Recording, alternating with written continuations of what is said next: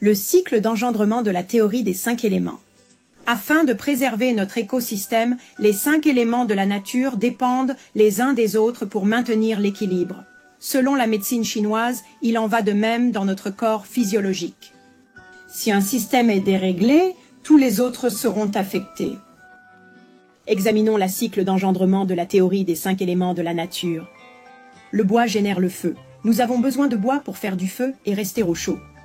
Le feu ou la chaleur du soleil est nécessaire pour faire pousser et nourrir la terre, pour que nous puissions cultiver des légumes sains et abondants et de la nourriture pour nous nourrir.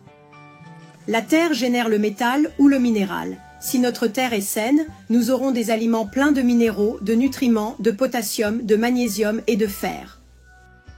Le métal minéraux enrichit l'eau en fer, magnésium, potassium et plus encore. Enfin, l'eau fait pousser le bois. Nous avons besoin de beaucoup d'eau pour faire pousser les arbres et les plantes. Examinons maintenant l'équilibre au sein de notre système et, s'il est rompu, que se passe-t-il? Des mois de stress affectent l'esprit, créant de l'anxiété, de l'irritabilité et de l'insomnie. L'insomnie entraîne la fatigue et l'envie de sucre et de caféine, ce qui perturbe notre système digestif et entraîne une prise de poids. Une alimentation riche en sucre ne fournit pas à l'organisme les nutriments nécessaires au bon fonctionnement du système immunitaire.